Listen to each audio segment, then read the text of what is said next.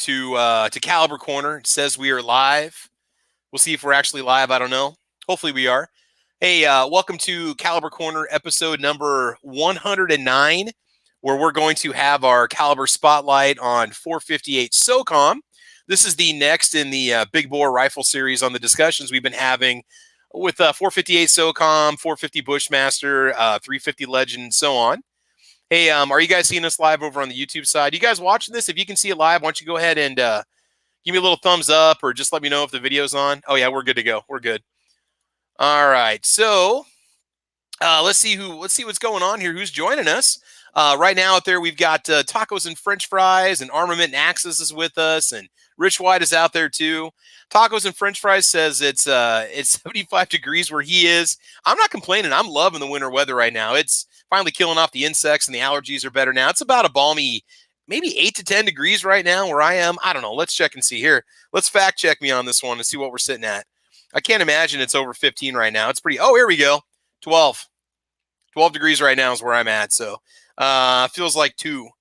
Let's see. Snob's wife is joining in. Midnight Range is out there. Yoder, Texas is out there. New York Outcast is with us too. Armament Axis, Tennessee Gun Guy joined in. And I'm sure we'll have a lot more people joining in as we go through this. So let's go ahead and let the panel introduce themselves. And Squib, I think we'll start off with you, man. How you doing, sir? Squib's at work. Little busy. Yeah. I'm out here shoveling this snow that didn't get you. Thank you for moving it for me. So we got about maybe a half inch, fierce winds, freezing temperatures, a lot of nothing, to be honest with you. You're welcome. Yeah, I know there's some people out there that love the winter. They love snow. They love the cold. They love the seasonal change. They love all. You guys can stick it, all right? Stick it. It's all fun and games until you got to clean it off your driveway, and then it's just pretty much a turf war, you versus nature for the next 6 months. You know. I'll take the heat any day. Oh, dude, no. I like it. I like it when it gets this way. You get used to the cold after a while. You really do. Although we don't really have much of a fall here in Nebraska. It goes from about 75 to 15 in a weekend. In fact, it was 75 degrees, 76 degrees here on Saturday. And less than 48 hours later, we're already, going to be at 0 this evening. It's gotten cold a couple times, but that was pretty much our last hurrah of summer. So it was kind of tough. It's like, what do I do? I had the wife down this weekend. So it's like, do I go to the range? Do I do some yard work? Do we try to get more stuff packed up? What do we do? So it's been a busy weekend. But hey, Squib, if somebody heads on over to your channel, what can they find? Because I'm seeing some oatmeal. I'm seeing some coffee. I'm seeing a little bit of everything, man. What can you give us a little heads up on what's going on with your channel? So the coffee reviews are your fault. And I want to say thank you, because doing coffee reviews are fun. I start off kind of groggy because I had them before I drink coffee. I think I've only done one where I drink coffee beforehand. So I kind of sound like this. And then by the time I'm on the 4th cup, I sound, well, not quite as exciting as you, but I try. And I've tried to take some of your advice, and I do appreciate that, so that, it's more than just, well, it's coffee. But sometimes that's what the review is. The oatmeal review is because of Hawaii Volcano Squad. He has that Irish steel cut oatmeal. Oh yeah. So it's kind of pricey. It's kind of pricey. So I said, I just use Quaker. Yeah. Well, I decided, I'll give it a try finally. And now I see why he eats it. It's actually not bad.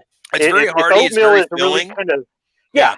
If oatmeal is just kind of bland and plain, you can dress it up with some stuff. I've got some videos where I've shown some things that I put in oatmeal, but I figured, he's been bugging me to try this. It's healthy. It's good. All right, I'll finally do it. And I had fun making that video. I'll tell you what, right now, if you do a top 5 video on steel cut oatmeal mix-ins, I guarantee that video would go viral. Oh, great. Just call it that. Just go with simple. I guarantee people would watch that video, man. I'm not interested in views. I mean, it's kind of nice when I see that my video's gotten views. I don't get views like some of you guys. Like I don't get 22,000 views. I got 500 views. I'm having fun. I got 500 views on opening a Happy Meal box. Yeah. Well, something's not right there. No, well, yeah, but you do videos better than me. A lot of you guys do videos better than me. Let's see, other videos I do train videos. I'm one of those rail fan guys. I know that's kind of boring for some people, but there are people out there that can sit there all day and watch trains. I'm raising my hand right now. And then I do some videos on gardening because I enjoy gardening. And I've got some reptile videos that I haven't published. I've only published like one, but I'm into reptiles as well. And the whole premise of my channel is that even though I'm pro Second Amendment and I'm a gun guy, gun people are regular people too. We have other interests. We have families. We take vacations. It's more than just showing up to rallies and being a member of a gun rights organization and doing videos about blowing up tannerite. There's more to it than that. And some channels, it's all gun stuff, and that's just fine. That's their business model. And mine is just to show, hey, there's more to us than just guns and fighting for the Second Amendment. And maybe somebody goes onto my channel because they want to watch a coffee review, and then maybe they see one of my black powder pistol videos and they go, oh, this guy's kind of normal like me, or maybe abnormal like me, and he's into guns. Okay. He still my whole thing is drinks coffee like me. Yeah. Well, my thing is, this is one of the reasons why I open carry and I go to rallies is I want it to look normal. I want it to be normal. It should be normal. It should be normally accepted that people have guns, people carry guns, people use guns for self-defense, and people use guns for recreation, that families go shooting together, that owning a gun isn't about hunting, and it isn't about being a cop. And I want to try to normalize that. And I think one of the ways to normalize that is to show that we are regular people just like everybody else. Yeah. Yeah. So that's what my channel's about. All right, then. Sweet. Let's see. Rich White, This Week Unloaded. What's going on, man? How's it going, brother? Doing a little better. I don't know if you heard that. I was in the ER all day Friday. Oh, God, no. What'd you do? What happened, man? I woke up Friday morning with all kinds of chest pains and had my oldest daughter call my wife because she works in the medical field. She's like, well, have her call the ambulance. They get over to the ER. They ruled out anything cardiac. It wasn't pneumonia. They think it was gastro, and it was just putting a lot of pressure up into my rib cage and into my lungs and everything, and it hurt like hell. But wasn't gallbladder at all? Gallbladder inflammation or anything like that? No, they ran all kinds of blood work and everything. Everything came back negative. So, all right, man. Well, scared to say the least. Yeah. Well, dude, I'm glad if you need a break or rest or whatever, just give me a holler, let me know, or just drop out or whatever. You take care of yourself, man. Yeah, I'm feeling better now. Over the weekend, it's slowly gotten better. I've been taking gas pills and like stomach medicine and some cold medicine. That seems to be breaking everything down to where everything's starting to get back to normal. Well, as long as the cardio comes out okay, that's the most important thing, and keep an eye on your cholesterol and all that fun stuff. So, yeah. All right, man. Well, I was going to tell you guys, if you want to watch the Caliber Corner episode on 350 Legend, in case you haven't been watching the series at all, you go back to This Week Unloaded on the Unloaded Media channel, and you can check out Caliber Corner 107, if I'm not mistaken. And we had the discussion over there on Rich's channel because I had a complete internet outage 5 minutes before we had to go live. And so it was kind of a pain in the butt, but Rich was able to host it for us, and we were able to have it over there. So if you want to continue that series, otherwise we've also talked about 450 Bushmaster on this channel. Today we're going to talk about 458 SOCOM. Don't know if we're going to cover 50 Beowulf. We haven't had a lot of demand for it, but 458 SOCOM is one that really has my attention too, and it's a very interesting caliber. So we'll get into it. But moving on, Kingpin, David Bowling, what's new in your world, bro? How you doing, man? Doing pretty good, man. Just driving home from work right now. Sounds good. So real quick here, I just want to get this out. I want to thank everybody from the Gun Channels family that went down to Tulsa. I'm just now finally catching up on the videos that a lot of you posted because we were busy packing the entire weekend, putting boxes away, getting rid of stuff, moving stuff out. But I got all kinds of cool swag from members of the Gun Channel family. So I want to thank all of you that gave stuff to Stan at SS Pond to bring back to me because I wasn't able to go. If I have a job lined up for next fall, I'll find out early this spring if I have a job or not.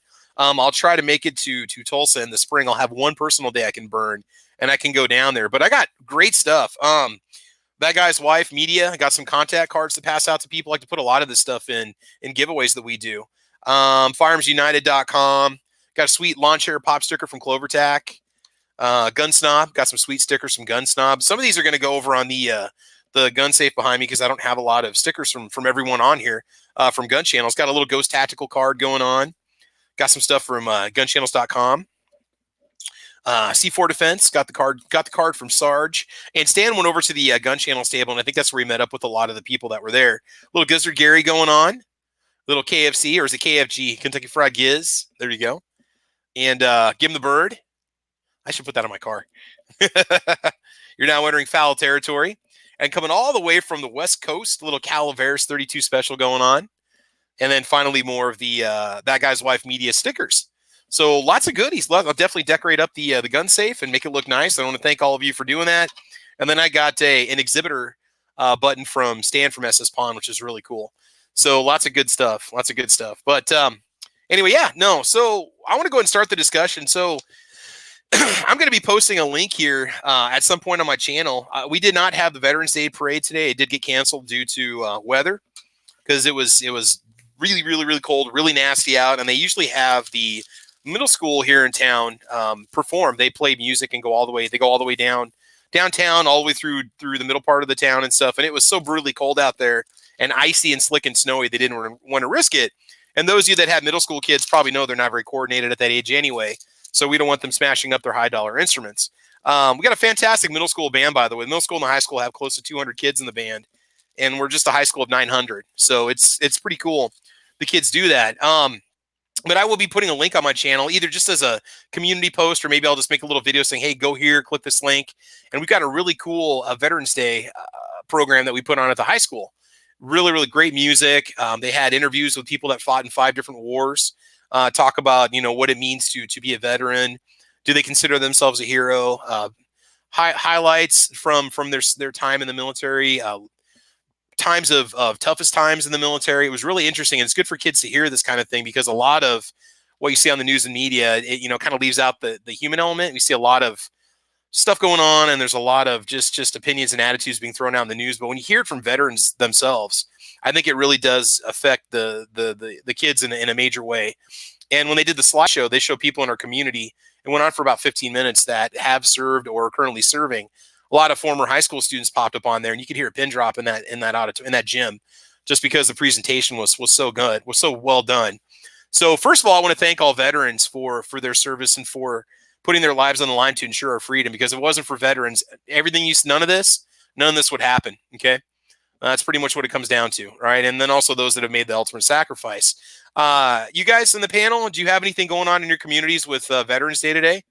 Was there anything that going on that you know of? Was there any community presentations or anything happening in your neck of the woods?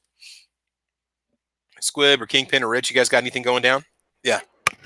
So I was at Bass Pro Shop on Saturday, and when we come walking in, they had coffee and cookies and pastries and stuff like that. And they stopped me and they said, "Are you a vet?" I said, "Yeah." And he said, "Well, here, help yourself." And we had just had some coffee and tasty cakes before we left the house, so we were kind of stuffed.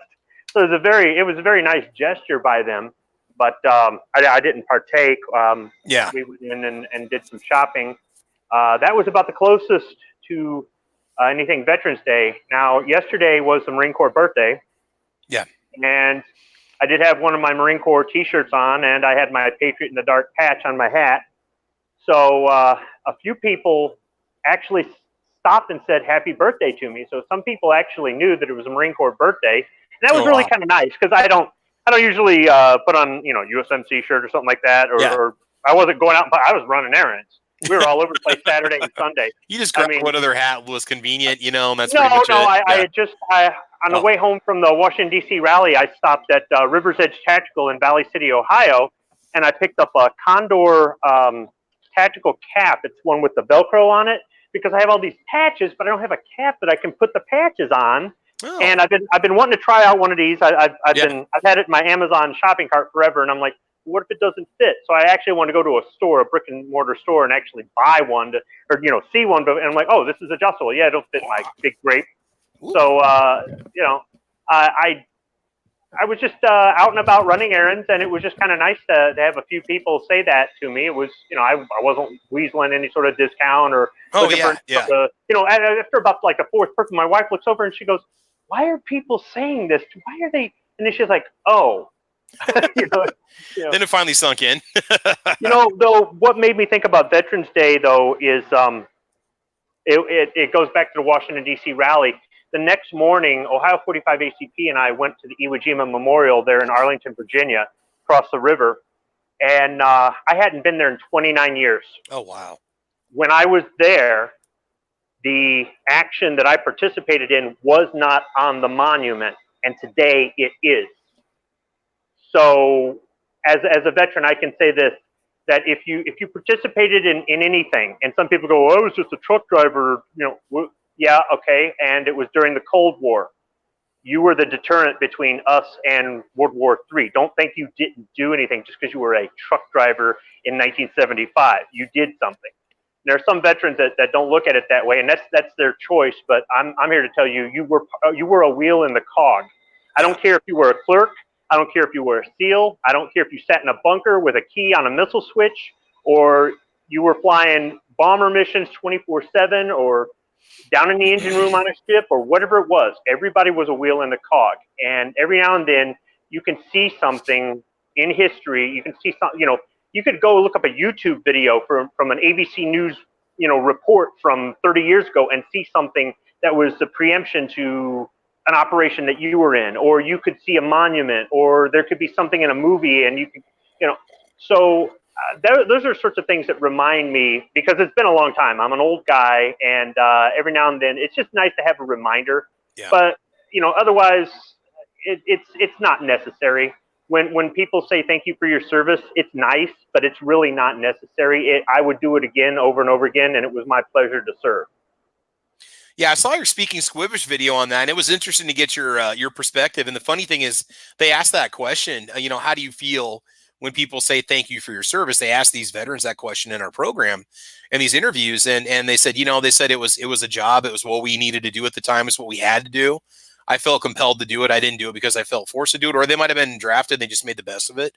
And I mean, it's kind of the same perspective that you were giving. And then the funny part is they said one of the questions also is, do you consider yourself a hero, or how do you feel when people call you a hero? And each one of these people, so incredibly humble, said, you know what, we just did. There are people that made that ultimate sacrifice. Yeah, I fought in combat, but we were just trying to keep each other alive. We had a common goal, and that was to go after the enemy. It wasn't about the Medal of Honor. It was just serving your country. It was a nice perspective to get that from people. It really just to show you how humble these guys were. So it was a really good video. Let's see, Rich or Kingpin, do you guys have anything going on your little area? Not that I know of. Okay. Of course, I've only been living here for like a year, so I don't know if they. Oh, okay. Well, and this was kind of a community thing, but it's more hosted it is hosted at the high school, but they do invite the community in to come see, and I think they streamed it live on YouTube today too. So, we had the same program director for about the last 4 years,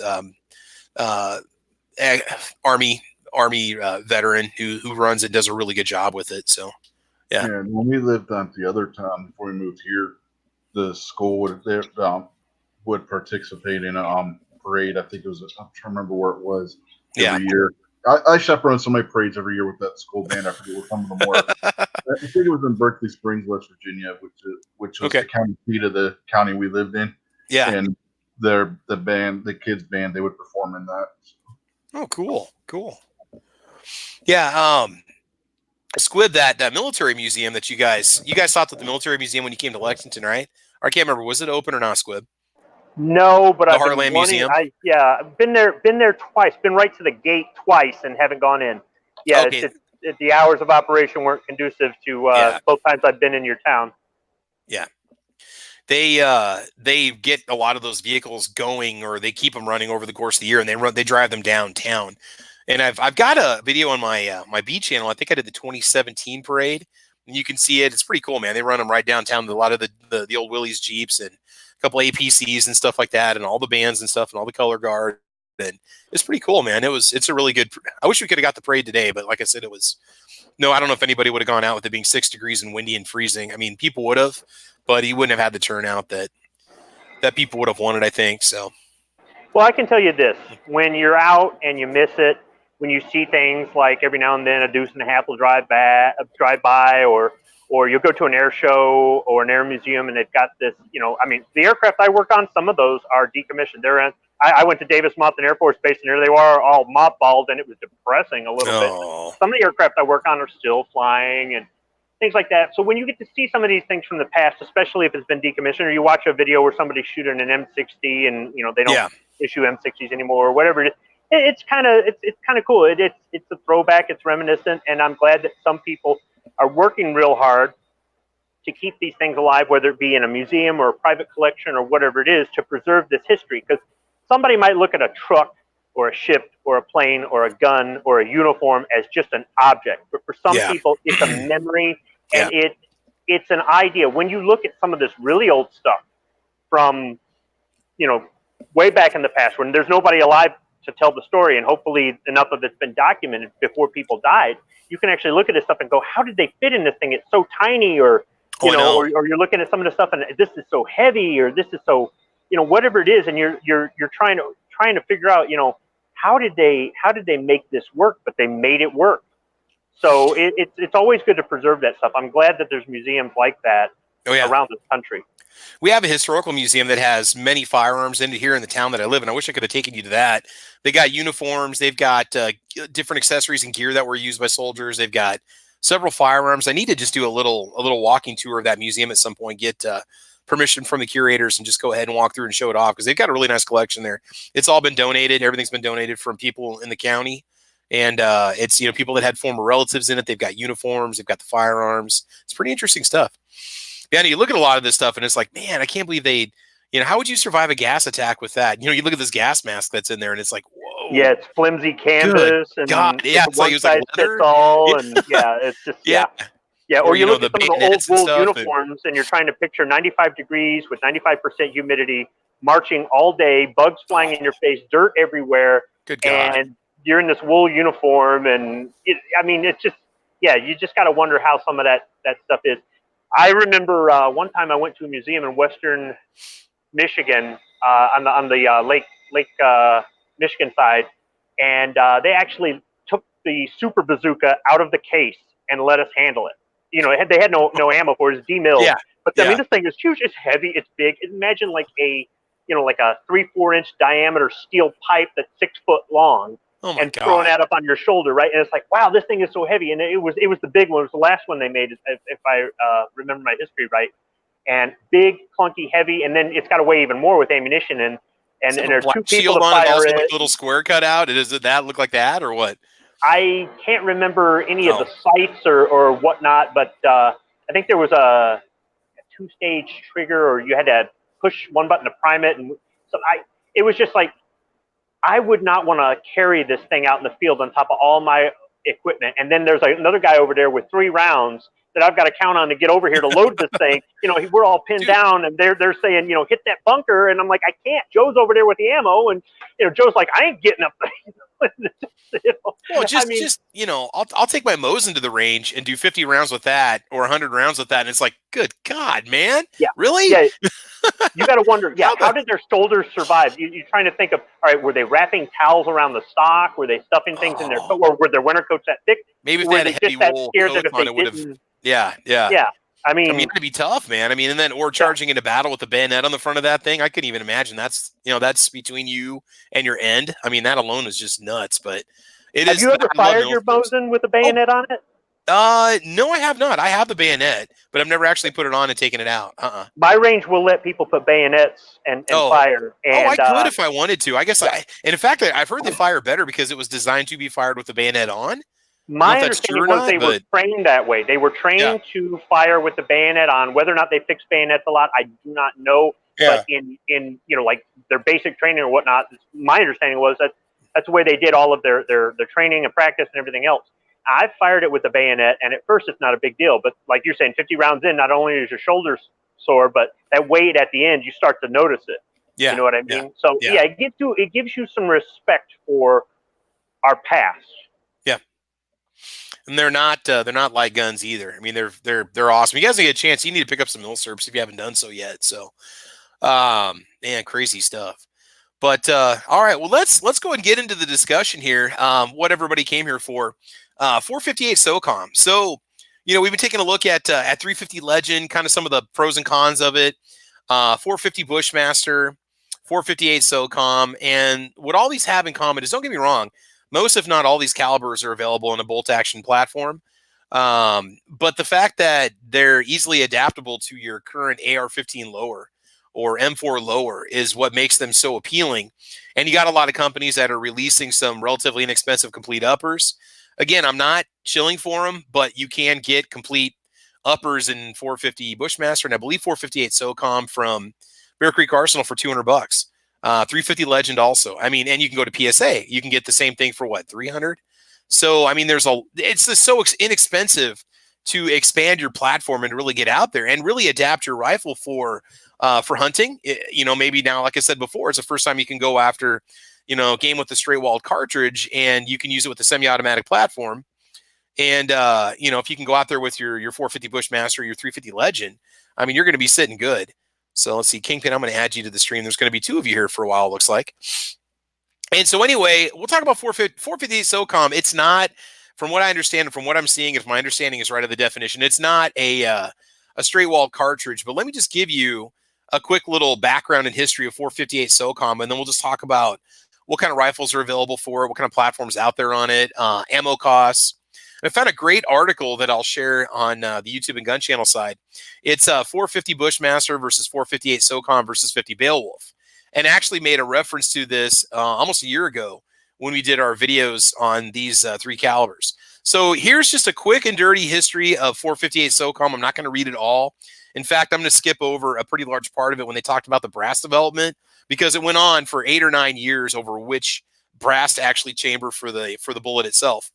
So 458 SOCOM, also known as 1163 by 40 millimeters, is a moderately large round designed for a specialized upper receiver that can be mounted on any AR-15 pattern lower receiver. The 300 grain round offers a supersonic muzzle velocity of 1,900 feet per second and 2,405 foot-pounds of energy, similar to a light 4570, but with a much smaller case. Now, those ballistics are just going to depend on what grain weight you're going from. If you go with the 250 grain soft point, you're looking at 2,150 feet per second, 2,565 foot-pounds of energy. If you go with a 600 grain round nose, you're going to be running 1,000 feet per second and 1,336 foot-pounds of energy. So you have a 250, 300, 325, 405, 600. There's an incredible amount of grain weights available that you can run with this round if you want to load it. I'll also talk about what's available for ammo here in a little bit. So a little bit about the history of 458 SOCOM. Prompted by the lack of power offered by the 5.56 NATO cartridge used in the M4 carbine and the M16 rifle, I know them's fighting words right there, the 458 SOCOM came about from an informal discussion of members of the Special Operations Command, specifically Task Force Rangers experience, that multiple shots were required to incapacitate members of the opposing force in Mogadishu during Operation Gothic Serpent. The reason being, many Somalis would chew the drug khat all day long, and the effects of the drug would both curb their appetite and allow them to not feel pain. Marty Terweem of Tepo Jutsu designed the cartridge in 2000, and Tony Rumori of Tromix was contracted to build the first 458 SOCOM rifle in February of 2001. SOCOM is the acronym for Special Operations Command. The project sponsor set forth a number of specific requirements, namely that the cartridge had to fit in the M4 carbine and be capable of firing heavy for caliber projectiles at subsonic velocity using suppressors, so it had to be able to cycle. During the development phase, various other cartridges were considered and proposed to the project sponsor, but rejected as not meeting all the requirements. The cartridges considered were 762 by 39, 9 by 39 Grom, 45 Professional, which later became 450 Bushmaster, and 50 AE or 50 Action Express. At the time, the .499 LWR cartridge was still in the development phase and had not been chambered commercially. So now let's jump ahead a little bit. Let's go jump ahead to 2009. In 2009, Barnes developed a new bullet specifically for use in the 458 SOCOM. The 300 grain tipped Triple Shock X, also known as the TTSX or TAC X round. As noted above, the cartridge was designed to be 100% compatible with the M4 platform. This included the buffer spring, NATO magazines, many aftermarket 5.56 mags, and the magazine well. So therefore, if you've got yourself a complete AR-15 lower or 5.56, M4 lower, you can run 458 SOCOM with the correct upper. Cartridges stack in a staggered double stack fashion. However, with the much larger 458 SOCOM, rounds single stack without any modification to the standard GI magazine, feed lips, or follower. A standard 20-round 5.56 NATO magazine can hold 7 458 SOCOM rounds, and a standard 30-round 5.56 NATO mag can hold 10. 458 SOCOM is primarily designed and used in AR-15 M4 rifles. However, it's now being chambered in bolt-action and lever-action rifles, with one company manufacturing commercially in California. Well, there's actually a lot more companies that make rifles chambered in 458 SOCOM right now. Again, the amount of different ammunition options, I think, are something that make it a wonderful big bore round. I could see this being great for hog hunting. Definitely if you can use it in the state that you hunt in, say deer or larger. I don't know. What do you guys think about that? Does that sound pretty impressive? So, anyone? I mean, 300 grains moving at that speed is impressive. I haven't really looked into it. It's not one that I want to get into. I still got a backlog of calibers that I want to own, or guns that I don't have in that caliber yet. So that one's not even making the list. But those specs are kind of impressive. I probably won't get one, but I'd like to shoot one. Well, like I said, I like the idea of the 458 SOCOM, and I really don't know why. But like I said out in the chat, I don't even care why. But since you mentioned the hog hunting, I'm not a hunter, but I'm definitely want to go hog hunting. That's something that I want to do real bad. And Andrew Faulkner, everybody knows and loves, says he wants to have me down to Texas to go hog hunting. So I got to get me a 458 to go hog hunting. Now I have a reason to go. You don't even have to get that. You just need an upper, a complete upper, and you're in business, bro. Yeah, that's it. We can make a trip with the Kingpin. I can get this 224 put together. You can get your 458 put together, and we can compare which one does better against hog. I'll grab my 762 by 39 and meet you guys down there. I'm only about 12. I got family down in Texas. I can go stay with them. So, what city is he in? Do you know what city, or where's he at? I'll mention off air. I don't since he's not in the chat. Okay. I don't know if it was like South Texas or North Texas. No big deal. No, I want to narrow the guy down to what town he's in. But I'm kind of interested. We'll talk about it later. But Squibby, so it's a hog hunting ground. Rich's house. Squibby could meet me at Rich's house. I can pick up Rich. We can drive to Texas and meet you and Andrew, and have bacon for life. Yeah, that's it. That's all you need, man. Well, and I'm just thinking, Kingpin, from a self-defense standpoint, I would think that the 458 SOCOM would stop most assailants. I would think that would probably do the job, even if they're body armor clad. I would imagine that would probably have some serious knockdown power on somebody trying to come at you. And the reason why we were talking before is when I said when they needed something with some takedown power against, basically drug-induced assailants or opponents or enemies. I mean, there you go. That's pretty much your man stopper right there. But one of the things when you got drugs that are pumping up your adrenaline, like PCP and such like that, it gives you that first initial rush or so. So you're going to get hit and you're going to continue to move on. But the problem is when your adrenaline's pumping really high, and then you all of a sudden have a leak in your blood flow. When you drop immediately. It's not like you shoot somebody that's all jacked up on PCP. They're going to be all raged for another minute, and then they're going to drop to the ground deader than a doornail. Because it's with their heart pumping so much and their adrenaline so high. When you put a leak in the system, it's going to gush right out that leak. Oh man! Now, when you start looking at energy levels and things like that, it really depends on which load you're looking at. I mean, obviously, we talked about 350 Legend 4. That's going to be the least powerful of the three that you're looking at. We're not really talking 50 Beowulf right now, but between 450 Bushmaster and 458 SOCOM, I think 458 SOCOM had the edge in energy, but not necessarily so much in terms of price. If you want to get into any of these three calibers that we were talking about, 350 Legend is probably the least expensive. Just because, I mean, there's uppers available. You can get $200 uppers for it, $225 uppers for your AR and 350 Legend. And you're only looking at about $8 for a box of 20 rounds if you just want some ball ammo to plink with. And you can obviously get much better rounds than that. I think we said that 450 Bushmaster is about $1 a round is what you're looking at. And then the 458 SOCOM, I'm looking at the ammo right now over on AmmoSeek. It is pricey. It's going to be an expensive hobby there for you, David, but I think it's one that's definitely money well spent.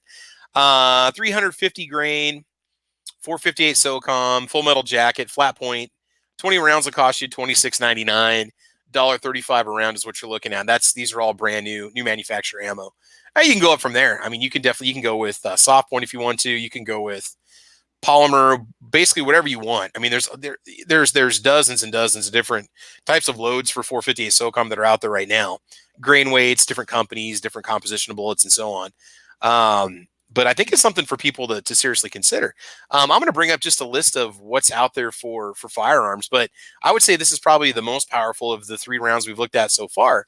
Unfortunately, the most expensive and not a straight walled cartridge. It looks like it's crimped, so I don't believe you'd be able to use it in a straight walled, shooting environment if that's what's required of you. If you want to use it for deer or whatnot. But again, you've got the 450 Bushmaster as an alternative. You've also got the 350 Legend. And as cool as 350 Legend is and as inexpensive it is to get into, I would probably go the 450 or the 458 route if I'm going to go with anything. Let's see here. So I'm going to bring up some guns. Let's just see what's chambered in 458 SOCOM, because I can't remember if we got like Ruger or Mossberg making rifles in that caliber, because I know we showed off the 450 Bushmaster last week. So let's see. Calibers, 450 Bushmaster or 458 SOCOM. Oh, okay. I'm not showing it. I'm going to head on over to Bud's Guns, but I don't know if you know this or not, but Clover Tech has one. He has a 458. I believe his is a suppressed SBR. Oh, wow. And if you watched his Halloween video he did a couple years ago, his backyard lawn chair pop videos that he does, he was shooting pumpkins with it, and there was nothing left of the pumpkin. If you want some pumpkin puree, minus the pumpkin and the puree, that's definitely the way to go, huh? Yeah, instant pumpkin pie filling. Oh, God. Oh, so you head over to Bud's. They're showing a lot of different. Oh, yeah, there's CMMG makes one. There's an RF Assembly makes one. Like I said, MGI. There's a lot of companies that are chambering stuff in that now. CMMG might have been one of the first companies to really get one out there. But, yeah, you got a lot of options for it. I'll have to look and see if there's – I can't remember. It's either Mossberg makes one or Ruger makes one also. I don't know if they make a ranch edition or not, but I know we can get the 450 Bushmaster in that too. So you might be a little more limited in terms of your firearm selection if you're going with 458 SOCOM. But, I mean, man, if you want to talk about medium to heavy game, this is probably going to be it for you. Well, Pete was just asking out in the chat if there's a lever gun. So I did a little bit of Google Foo. Yeah. And apparently it says this due to availability of the 895 GBL rifle from Marlin. Oh. I don't know what any of that means. Like I said, that's straight Google Foo. I think the GBL is going to be the model series. Yeah, yeah. Okay.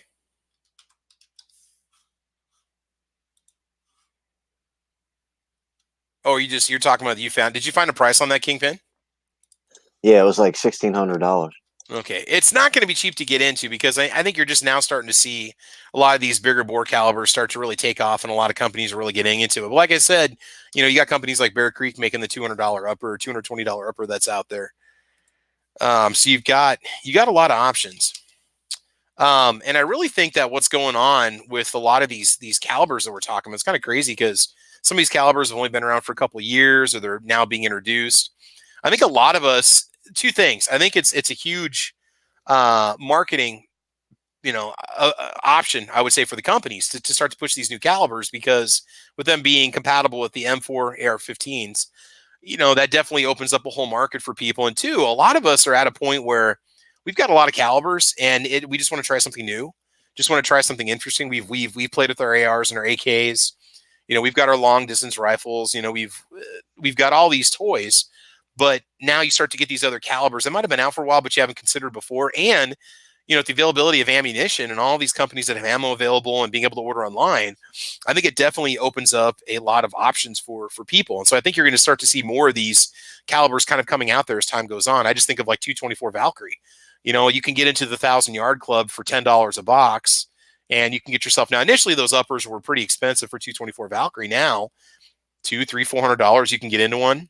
Well, I do have a very slight minor few penny correction on that price. It's not $1,600, it's $3,000.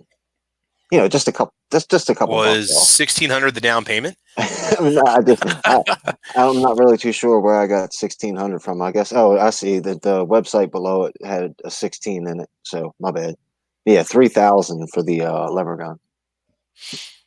Just talking about ammo here. Mad Sexy says the Walmarts by me are suffering on ammo sales. They can't get their prices low enough with their new rule of Real California ID. Right now, 20 rounds of 5.56 Winchester white box is $6.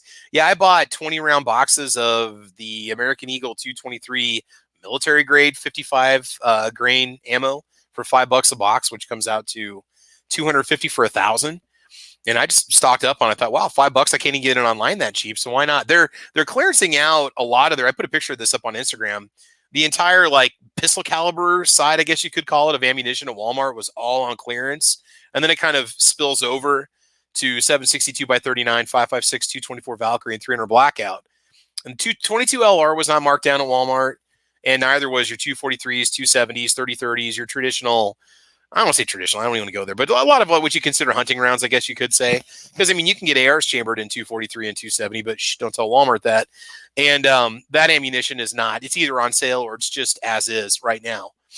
Yeah, when I saw that post, I stopped in at Walmart and went back to my sporting goods section, and the only thing that they had on rollback was the 30-06. Everything else was still regular price. Everything else was still on the shelf. They just had, I don't even know what brand it was, but it was 30-06 that was on sale. Okay. You didn't see any yellow clearance tags at all because they're a different color. They're just yellow and black. Yeah, no, I study the prices every time when I did buy my ammo in there. I'd study all the prices so that way I could tell, if it was on sale, if it was cheaper, and all this different. And it's all exactly the same prices it's always been, except for that one specific brand of 30-06. Now, shotgun shells, there was hardly any shotgun shells left on the shelf, but it's hunting season. And you follow Chico Wise on Instagram, right? You guys, a lot of you guys know who Chico Wise. Is that Chico Wise? Is that how you pronounce it? Yeah, Chico Wise. That's my boy. Okay, Chico Wise. I think he showed off a picture. It looked identical to mine. In fact, I thought it was my photo. I was like, hey, that's your Walmart. His Walmart had the exact same thing, and I don't know where he is. He might be in Florida, maybe Cal. No, I don't know. He's in Georgia. And Georgia? Okay. If you're looking to save money, go to Chico Wise's channel and follow him. This man does not pay full price for anything. and he'll find deals on stuff that you didn't even know there was a deal. I mean, he is a deal shopper. Now, you're saying you haven't seen anything yet, and Scott P79 is saying he hasn't seen any yet on the New Hampshire Walmarts either. It could be a regional thing. We could have a close warehouse that's completely loaded. There could just be a glut of ammo and just it's either not selling or they just want to move it out, so they're selling it through our stores. I don't know. I'm not sure why it's just ours and not any of the other ones, but it could be. It could just be because the regional. Maybe they've just got to get it out of a warehouse or whatever. They're trying to move it out as quick as they can. I wouldn't say we necessarily have more sportsmen or shooters in Nebraska than any other state. In fact, our population of our state is tiny compared to other states around us. Matt Sexy says Walmart's usually $7.50 for a box of 5.56. Yeah, this was just the 223 Remington. I know 5.56, 223, but usually the 5.56 military grade or M855 ball or whatever is usually a couple bucks more. So, you guys were talking about the Walmart thing.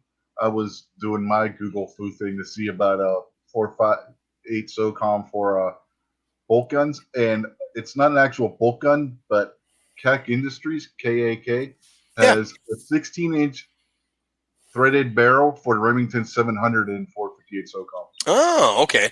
They want $200 for that. So if anybody has a Remington 700 and they want to convert it, you can get that barrel and put it on there. Now, Guitar Man Pete says Bishop Ammunition and Firearms builds it as well as some other slick big bores. Were you talking about that lever gun there, Guitar Man Pete? I just saw your comment now. I was trying to get to the Bishop's website and their website's not coming up, but they're supposed to have a bolt gun and a lever gun. Okay, Guitar Man Pete says they build a lever gun in 458. Okay, I'm just not catching up on the comments here. And if you might be able to contact Bishops through Gun Channels because they are Gun Channels members. Oh, cool. Yeah. And they are supposed to have it, like I said, in both a bolt gun and a lever gun. That'd be fun in a lever gun, man. That'd be the way to go. That'd be awesome. Scott P79 says, I saw Midway was blowing out 458 SOCOM uppers for $322. I think Radical Firearms might also make a 458 SOCOM too, upper that you can go with. And somebody said Rupan has a Tromix upper. Is that right? Rupan RX? I'll need to ask him and see if he's got one. So I think I've seen some videos on his channel for it. I've heard that he has one. He might. I think it was Russ Carr that they said had one. Oh, Russ Carr? Okay, I can't remember who it was exactly. Oh, yeah, Russ Carr has one of the original Tromix 458 barrel rifles. All right. Rupan might. He's got everything else. Oh, I know, man. He's like the gun library. Just call him up when you need to check something out and you're all set to go. So let's see. New York Outcast says, I'm proud to say I haven't been back to Walmart at all since I stopped by the police leaving after. Stopped by the police leaving after buying. Since I was stopped by the police leaving after buying ammo. They dropped the ticket in court last week, New York Outcast says. Oh, okay. I guess I hadn't heard about that, Outcast. I wasn't sure what was going on. Unfortunately, for where I live, we've got Walmart and we've got a mom and pop grocery store. If I want ammo, I can go through SS Pawn. Stan does carry some. And then I also have Orscheln's, which is kind of like a Tractor Supply Company, TSC. And I've actually been going over there buying my ammo instead of Walmart. I've just kind of given up because Walmart's already selling out. They don't have what I need now. They don't have any 9mm on the shelf anymore. Or if they do, it's just a couple big boxes and that's it. You can't get any 50-round boxes. It's basically all gone. 40 is almost all gone. I bought a 200 pack of 45 because it was dirt cheap, and I thought, well, I'm just going to stock up on it so I can use it and have it. But again, for a lot of us that live in small towns, and that's my choice to live here, but it's about an 80-mile round trip to go to Cabela's, which isn't a big deal, but it can get pricey. It's almost to the point where I can just order my ammunition online and just pay the shipping and not spend the gas money or put the miles on my vehicle. Let's see. Guitar Man Pete says, guess who got Bishop hooked up with gun channels, LOL. Pete, I think you're responsible for that. Is that right? I don't know. But no, I mean, just as a round, 458 SOCOM, I'm just looking at, some of the ballistics on it and stuff like that. It's pretty potent round. I think it's going to do the job. And again, like I mentioned for ammunition, you've got Precision One makes the ammunition for it, Black Butterfly, Defender ammunition, Steinel ammunition, Great Lakes manufactures it, all these different grain weights. And it does start to get up, you start to hit the $2 per round range, if not a little bit more, but you're starting to get into some custom loads. It seems like the 300 grain is a very predominant load. Now, the problem you're going to run into with 458 SOCOM and 450 Bushmaster, unless you have a store, that can get it for you.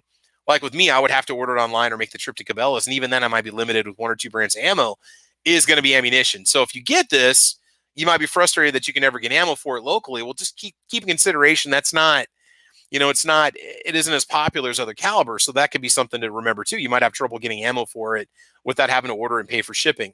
I did see, or we might have 350 Legend, just the ball ammo, on the shelves at our Walmart. And they said that they're just going to carry ammunition for the calibers of firearms that they sell, because our Walmart does sell firearms. They've got shotguns, mini 14s, bolt action rifles, and a slew of 22s. Oh, they've got some Henry lever guns too, which is pretty cool. Over under semi-automatics and things like that, but they haven't had ARs for years. So they do carry ammunition for the rifles that they do have in stock. So Scott P79 says, my local FFL is selling 50-round boxes of 40 cal HSTs for $19.99. Oh, that's not bad. That's not bad at all. Yeah, it's just a couple bucks more than what you would have paid for just some basic ball ammo, Matt Sexy says, I hope with the new flood of ammo and mom and pop shops, they can drop their price a bit. That's why I used to buy Walmart ammo. Yeah. A lot of us got kind of pulled in by just the inexpensiveness on it. Or you'd see that box on rollback at Walmart. No, I'm blaming Matt. I'm blaming NEA Matt. He's the one that told me to get a box every time I go into Walmart. Get your ammo at Walmart, get your box, throw it in your shopping cart, and you're all good to go. But we can't blame Matt for that. It's because of Matt that I have this behind me. These are more or less completely full with various calibers, or I've got multiple boxes of 762 by 39 and 223 and 556. So, yeah, I blame him for that, because every time I go to Walmart, oh, honey, it's just a $10 box. Oh, honey, it's just a $5 box. And then after a couple of years, you're like, ooh, it does work. So, Matt Sexy says, closest thing to my Walmart sales of a firearm is a Daisy. Oh, Daisy is in a BB gun. Yeah. Ruger makes the American rifle in 450 Bushmaster. Yeah, I think we We might have shown that one off last week. We did go through it. It's a little bit harder to find 458 SOCOM, but uppers I think are going to be more available than obviously complete firearms, because who's going to want to spend $800 or $1,000 on a 458 SOCOM if you can just get an upper for $300, right? So, and it does run with just your standard buffer springs and buffer weights. There might be some specialty market parts out there for the buffers to make it run better, or maybe absorb that heavier recoil. It's not going to wear that lower out sooner, which I think could be an issue if you put enough rounds through it. But at that price, I can't imagine you're going to wear out a rifle. I mean, I don't know, unless you really got the money for the ammo.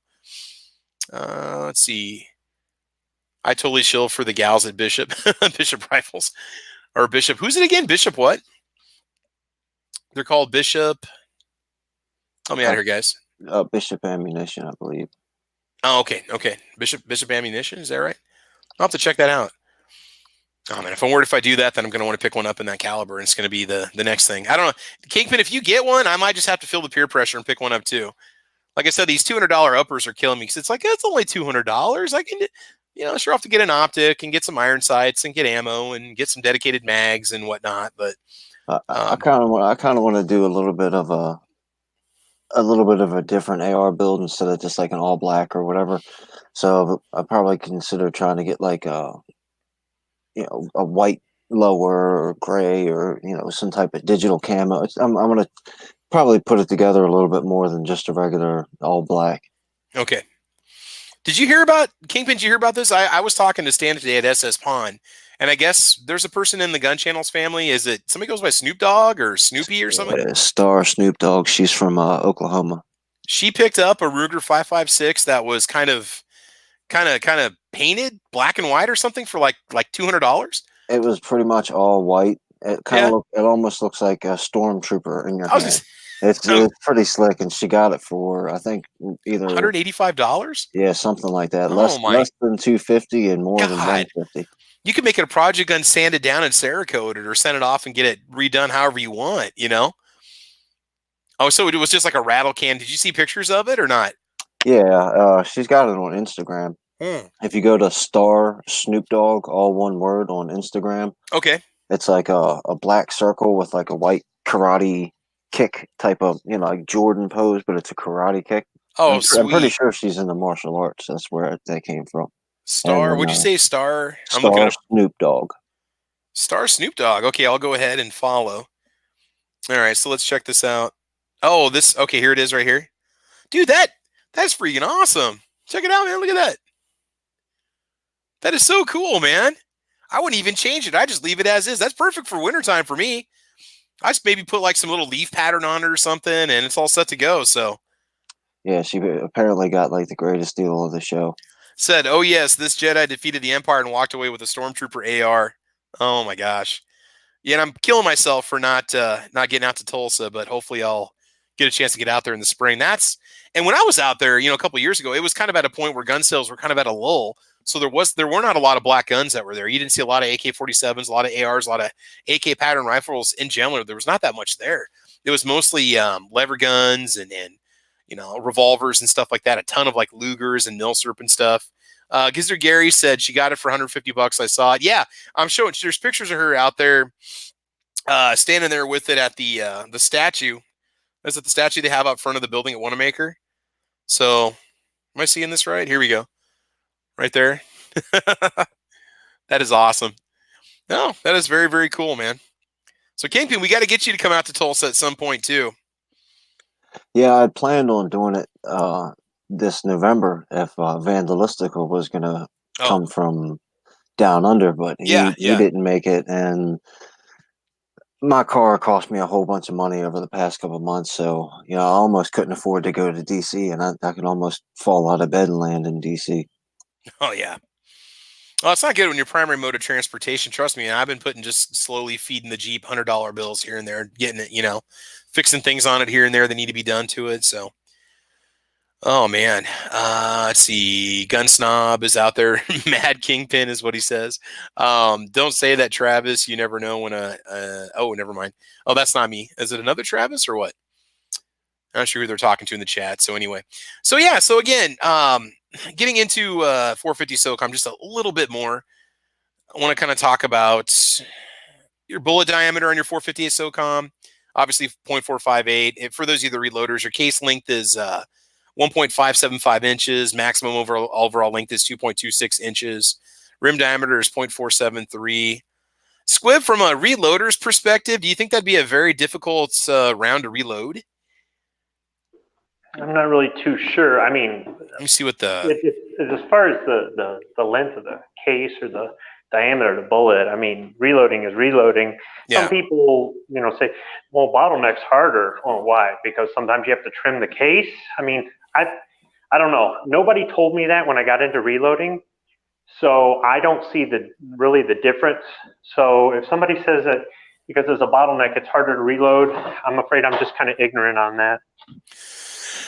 It says, like the 458 SOCOM, the 50 AE is also the parent case of the 50 Beowulf. However, the Beowulf has a much more heavily rebated rim, down to 0.447 instead of 0.473 for the 458 SOCOM. And similar to the 450 Bushmaster, is a straight wall case that headspace is off the case mouth instead of the shoulder like the 458 SOCOM. So I'm looking at some of the reloading information, and that might be something to consider too. If you look into reloading supplies, look at the availability of bullets, look at the availability of brass. You know, you can get into these bigger bore cartridges if you don't mind reloading your own ammunition. If you don't mind going that route and just hand loading, you can definitely save a lot on the ammo itself. Maybe reload for half the price of what it would cost you to buy it new. If it uses the same powder that you're already using for some other rifle cartridge, then there's a real big savings there, especially when you're buying 4 or 8 pound jugs of it. And there's a lot of stuff that crosses over. There's a lot of powders. I can use shotgun powder in 45 AARP. So, yeah. I mean, there's a lot of possibilities. So the less you have to spend on components, the more savings you get overall. If you're just reloading for one kind of round, then yeah, it's going to be a lot more costly. Or when you first jump in and you're buying your stuff and maybe you are only reloading, you know, one rifle cartridge, one pistol cartridge, it is going to seem kind of costly. But as you go along, and you're able to use the same stuff for more things, then that's where you start to see more savings. With this, I would think between the fact that the ammunition's not as common, and yeah. I mean, and the cost, that it's one of those rounds where it's probably more advantageous. This might be the kind of round that gets somebody who wouldn't normally reload to get into reloading. Yeah. And because they've got the 458 stuff, they go, well, might as well reload my 9mm or whatever it is. You know? Yeah. Looking at it, just to kind of go down the reloader rabbit hole for a minute here, I'm looking at the Nosler website. 300 grain Spitzer round, ballistic tip or CT ballistic silver tip, 300 grain round nose. I'm looking at some of the information. Powder type squib, A2230 Exterminator, IMR 4227, A5744 Enforcer Benchmark 300 MP, H4 4227, IMR 4198, and then there's Vite N120 and RL7. Does any of that ring a bell with you? None of those are ones I would use. I mean, my go-to for a rifle, for centerfire rifle, would be like IMR 4064 or Varget. But there's lots of powders out there. So as soon as I see reload data with that for a cartridge, if it's a rifle cartridge, handgun's a little bit different maybe. Then I might go, oh, really? You know, that sort of thing. But you know, you're going to depend on which manufacturer you go to, whether it be a powder or a bullet manufacturer. Sometimes they're paired with certain brands. You know what I mean? Kind of like they're working together, or they're owned by the same parent company. Some of these companies own like 8 companies. So you got a primer manufacturer, a bullet manufacturer, and a powder manufacturer all under one parent company.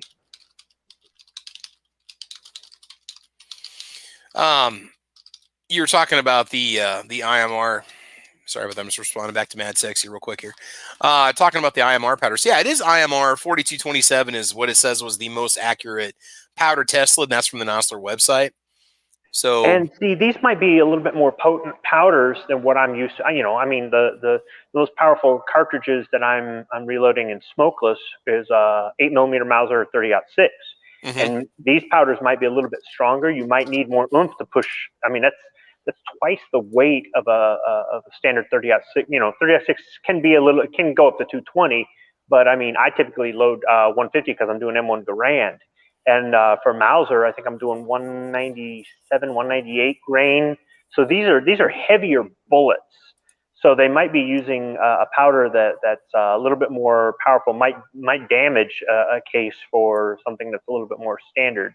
Yeah. I would have to do more research to delve into it. So see, there could be an issue right there. You might go, okay, great. I can use the same press and other tools, and I can use the same primers that I use, but I have to have my own powder and my own bullets for this that I can't, that aren't interchangeable with something else possibly. It's something worth researching before you invest the money into it. Maybe if you're looking at a what is it, like the bigger picture.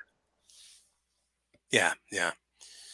Let's see, Matt Sexy says, gotta go by. See you later, Matt Sexy. And you're talking about that. So from a reloading perspective, 600 grains, is that kind of the upper end of what you tend to find in most of your, in a lot of just, 600, what else fires a 600 grain bullet that you can think of, Squib? 50 BMG. 50, and then you start to get to the 50s. I'm like, what else runs that size of a 600 grain bullet? I mean, that's just unreal. Granted, subsonic, but still, 20 millimeter? Yeah, I was going to say, you're kind of getting on the higher end of what a person would use. No, I know. 20 Mike is much bigger than that. But your standard, full metal jacket kind of ball round, if you even want to call it that, for 50 cal. I'm not a very good ordnance guy if I can't even remember the standard. Most of the time we fired API or tracer or something like that, but your standard, standard 50 BMG round was like 700 grains. So that gives you an idea of what you're looking at as far as weight wise. Yeah. And I'm looking at the complete upper assemblies that are just available out there. Typically, I'm seeing 16-inch barrels. So I don't know if you could go with a pistol. I'm sure there's probably somebody makes a 458 SOCOM pistol AR. I'm sure there's something out there, but I don't know what you'd want for a barrel length. I would think, obviously, would you get a 16-inch on everything, but I'm sure you could do, like we said, SBR or go 10.5 inches or whatever, Yeah, with the pistol, would you have excessive recoil and muzzle blast, or I would almost feel like you're kind of wasting the whole idea behind getting it. You'd want to maximize the power and velocity out of a round like that. I guess it depends on what you want it for. If you want it for a personal defense weapon or home defense tool, it's a possibility. Well, Kingpin, are you going to get that pistol or are you going to get a carbine? I'll probably end up going with a pistol. Yeah,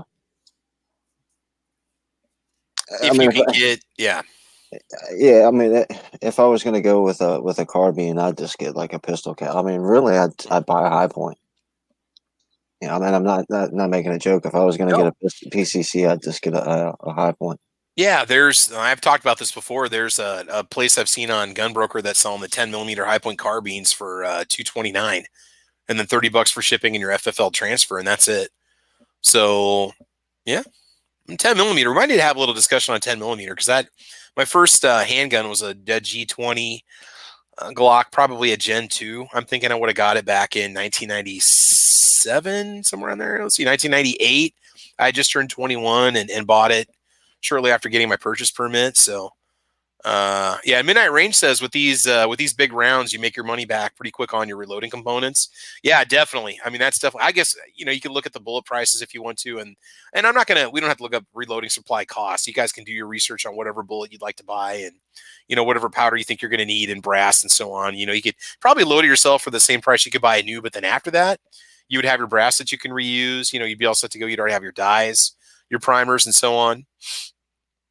So yeah, I don't know. It just seems like a fun little round. So 458 SOCOM might be a fun little toy to play around with. That might be an upper to look into in the channel here in the near future. I can hunt with it, so that'd be a definite. I guess one thing we really haven't talked about, looking at those velocities and stuff. Any idea, guys, what you think your maximum effective range could be? I guess I need to look at some 458 SOCOM ballistics here. You've got a large round, and I'm trying to figure out. Okay. So here we go. 458 SOCOM versus 50 Beowulf. I want to get a chart here. So I'm seeing velocity, yards. I guess I'm looking for energy numbers here. Yeah, you're talking about an intermittent cartridge with a 300 grain bullet. You're not going to be getting super long ranges out of it. No. I was thinking probably, what do you guys think, 250 yards or less is what I would say. I'm seeing feet per second. I'm seeing, yards, but it also seems to have some pretty dramatic drop to it. Yeah, it's gonna drop like literally. It's gonna drop like a lead rock. Here we're showing. This is kind of an interesting one. 450 SOCOM versus 300 Blackout. Okay, so here's a. No, that's not it. Shoot, I have to look around. I wish I would have had some more of these charts ready. I apologize, guys. Could have got you guys a little more information on it. Like I said, most of these cartridges we're discovering, you're looking at probably 250 yards or less. 450 Bushmaster, 350 Legend, and I would guess 458 SOCOM. Just looking at the ballistics, the speed, the energy, but you got more than enough energy for takedowns out to 250 yards. Midnight Range TM says a 12-inch 458 pistol would be a slam and truck gun. Yeah, you'd be able to crack blocks or attackers, so that would probably do the job. Probably make a good brush gun. Oh yeah, definitely. I don't know. I have to look around. I kind of wish that Bear Creek had some different barrel lengths out there for 458. Maybe they just see that as the optimal barrel length for full powder burn. I don't know. Yeah, but the only ones I've seen are like 16 inches in pistol SBR length. Yeah. It must use a fast burning powder where it's just zooming at maximum speed out of a 16-inch barrel. Must not get much more benefit from a longer barrel. Yeah. Well, and if there are companies making, 10.5-inch versions or 12-inch versions or shorter, that conversion barrel that for the Remington 700 was only a 16-inch barrel. This is true.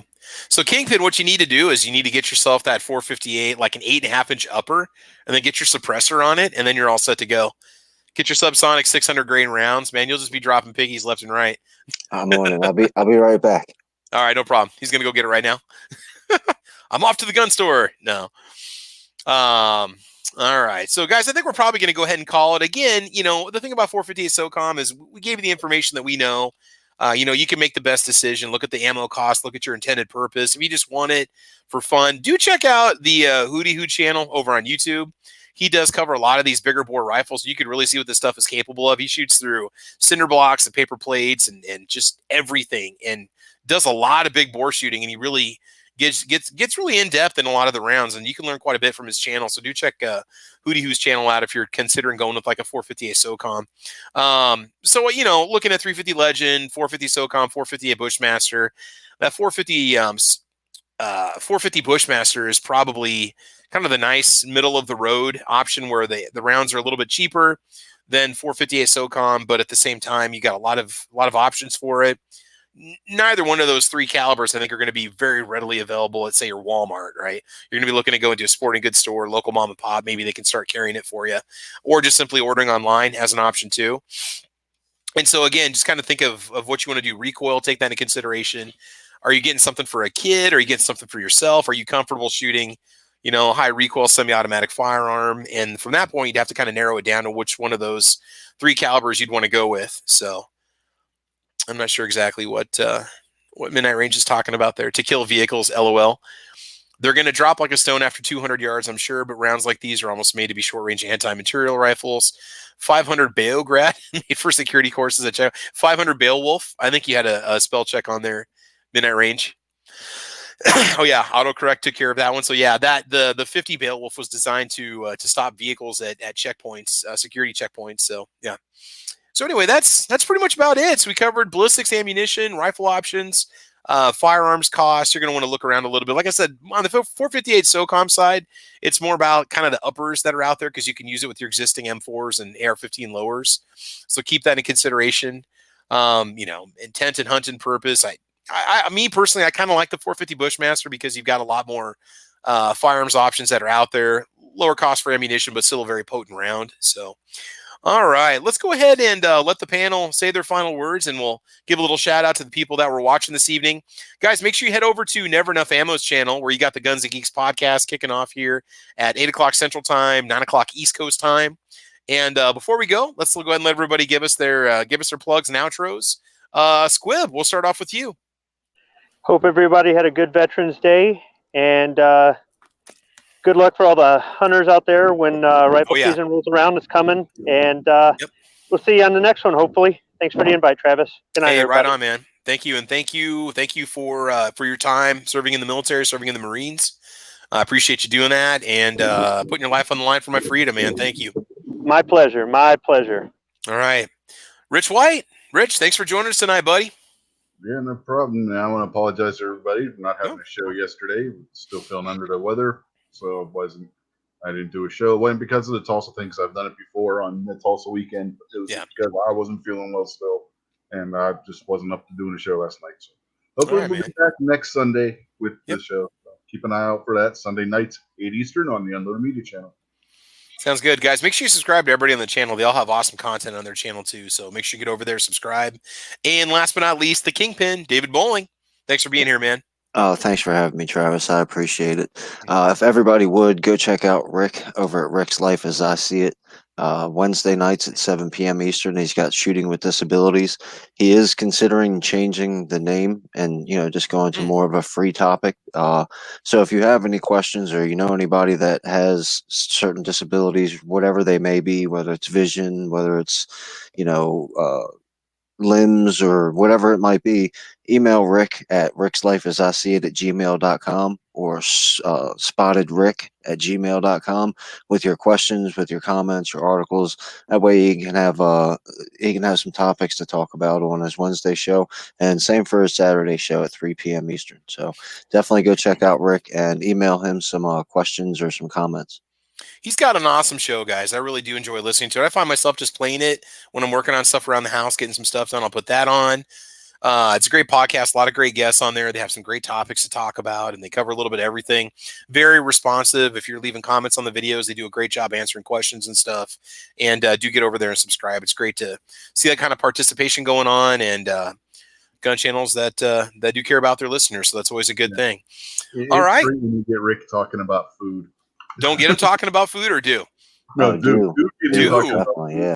There you go. There you go. Rick is one of the realest people that you're ever going to meet on the planet. Oh, yeah. And if you don't like Rick, there's something wrong with you. Oh, I agree. Yeah. I agree. He's like everybody's uncle, man.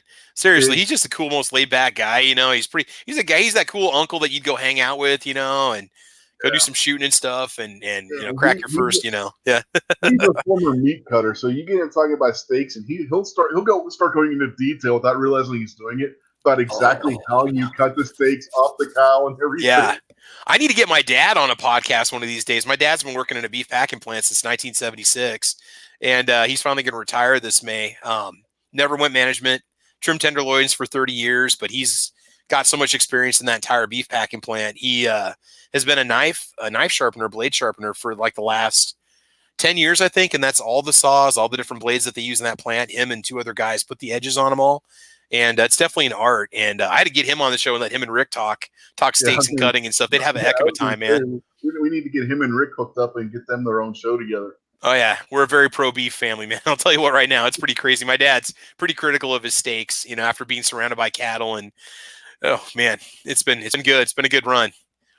Cool, man. All right. Well, hey, anyway, joining us this evening, we had a little Midnight Range TM in the house going on. Guitar Man Pete was with us. Tacos and French fries. Gizzard Gary, thank you so much for all the stickers, buddy. I do appreciate it. You too, Gun Snob. Kingpin was out there. Kingpin was here. Mad Sexy was out there. New York Outcast watching this evening. And let's see, Gun Snob was out there. Weston Probes was out there too. Hey, Weston, thanks for watching, man. I appreciate it. Snob's Wife 76 in the house. Is that about it? Scott P79 was with us too. And that's probably about it. So, guys, make sure you like and subscribe to the Travis P11 channel. Make sure you mash the bell so that you don't miss out on any notifications. Blitz was out there. Hey, Blitz, hello. And a lot more content coming your way. I'm going to be putting out my video for the unboxing and overview of the 7.62 by 39 AR-15 upper from Bear Creek. I'm going to do an unboxing. I'll show you what it looks like on how I have it set up. And as soon as it gets above freezing, I'm going to take it out to the range and do a little shooting with it. Hopefully in the near future, do some basic 100-yard range tests, and mainly just want to see if it'll function with these C Products defense magazines that I bought for it. We'll see if we have any problems with jamming. You sometimes hear horror stories about AR-47 magazines, but I don't know. They got an anti-tilt follower. Should be pretty good. We're just going to run probably 3 different types of ammo through it. This is just the 10-round mags. They don't have that funky curve going on, so this would be perfect for bench testing it. But anyway, hopefully bring you some good information on that too. So like and subscribe. And if you want something fun to watch, I did a live unboxing a couple days ago of the 40th anniversary Happy Meal. If you guys want to see what the prize was that I got, they did a 4-day run of retro Happy Meals with retro prizes inside. And anyway, it was kind of a fun video to make and stuff. I had a good time with it, and it was dinner, so why not turn the camera on, right? Anyway, so this has been Caliber Corner episode number 109, where we want to say thank you to all veterans. Thank you to anybody that has served or is currently serving, right? Thank you all for what you guys do. And also, we had a little discussion on 458 SOCOM this evening. So in the meantime, guys, I want you to have fun. I want you to be safe. And as you know, we will talk to you soon. Y'all take care and have a good one. Adios, Felicia. Adios. Bye, Alicia. Is it Alicia or Felicia? I can't remember. Alicia. Was it both? Alicia's Felicia's sister, right? Is that Alicia's Maybe they're sister?